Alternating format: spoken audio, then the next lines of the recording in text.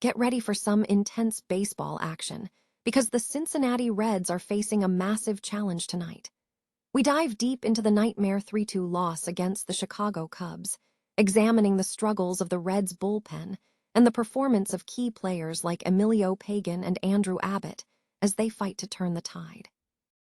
Never get caught with a dead phone again. This INIU portable charger is compact, travel-friendly, and gives you fast 45-watt charging with a built-in USB-C cable, so there's no need to carry extra cords. With 10,000 mAh power, it's perfect for busy days, trips, emergencies, or anytime your battery drops too low. Grab yours on Amazon through the link in the comments before your phone hits 1%. The injury news is shocking. Cincinnati closer Emilio Pagán was carted off the field with a crippling left hamstring injury after just one pitch in the ninth inning. We break down what this means for the Reds' bullpen and explore the options, including Connor Phillips and Graham Ashcraft, as they scramble to find a replacement. Meanwhile, we look back at some incredible moments in Chicago history, shining a spotlight on the historic performance of rookie Cubs pitcher Kerry Wood, who tied the MLB record for strikeouts. We also explore other pivotal moments, from the legacy of Herbert Morrison's Hindenburg account to the revitalization of Chicago's State of Illinois Center. And finally, the game highlights. We check out the offensive fireworks as Bleday hits a solo homer, Nathaniel Lowe drives in a run, and Michael Busch ties the game in the 8th inning to secure the 7th straight win for the Chicago Cubs. Don't miss the full breakdown, so stay locked in with us for all the latest updates.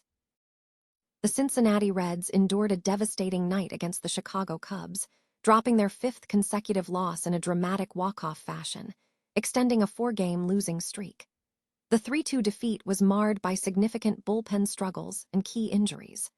Emilio Pagán was a major factor, giving up a walk-off home run before suffering a leg injury that forced his removal from the game, significantly impacting the team's late-game situation. Following Pagán's exit, relievers Connor Phillips and Tony Santillan failed to hold the lead established by Andrew Abbott and the offense, leading to a collapse. Despite the bullpen woes, starting pitcher Andrew Abbott delivered a solid performance, pitching 5 2 innings and recording 4 strikeouts, 4 walks, and 4 hits in his outing against the Cubs. Offensively, the team saw signs of improvement. Bleday found his rhythm, hitting his 4th home run of the season, while veteran slugger Nathaniel Lowe contributed with his 6th home run. However, these offensive efforts were not enough to secure the victory. This marks the 5th straight loss for the Reds, highlighting a difficult chapter for the team. Cincinnati Reds closer Emilio Pagán was unexpectedly removed from the game on Tuesday night after suffering a severe, non-contact injury during his first pitch of the 9th inning. The incident occurred while Pagán was attempting to secure redemption in a tied game. On the mound, Pagán began hobbling, collapsing to the ground in crippling pain, and immediately reached for his left hamstring, prompting the training staff to call for the cart. This injury appears significantly more serious than a previous hamstring scare Pagán experienced earlier in the season.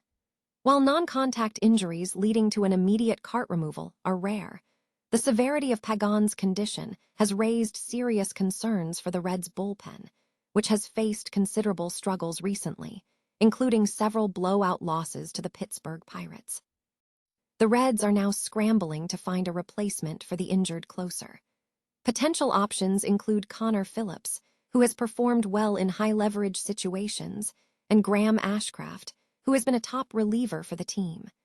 The most probable scenario is that the Reds will utilize a bullpen by committee to manage the workload. The immediate focus remains on Emilio Pagán's health and recovery. The incident underscores the fragility of the bullpen situation for the Cincinnati Reds as they navigate a challenging stretch of games. Chicago history offers a snapshot of significant events spanning over a century, from aviation disasters to major civic developments and sports milestones. A notable historical memory from May 7, 1937, involves the tragic crash of the Hindenburg in Lakehurst, New Jersey. A WLS reporter, Herbert Morrison, provided a harrowing on-the-scene account of the event, detailing the explosion, fire, and the loss of 36 lives, including several passengers from Chicago. In the realm of city infrastructure, historical records highlight early civic planning. In 1856, D. Harper and Co. proposed an iron bridge at Rush Street, intended to be the city's first of its kind west of the Allegheny Mountains, though it collapsed in 1863, resulting in fatalities. Chicago's revitalization efforts have also left a lasting mark. In 1985, the State of Illinois Center was dedicated, championed by Governor James R. Thompson as a catalyst for the Loop's revitalization.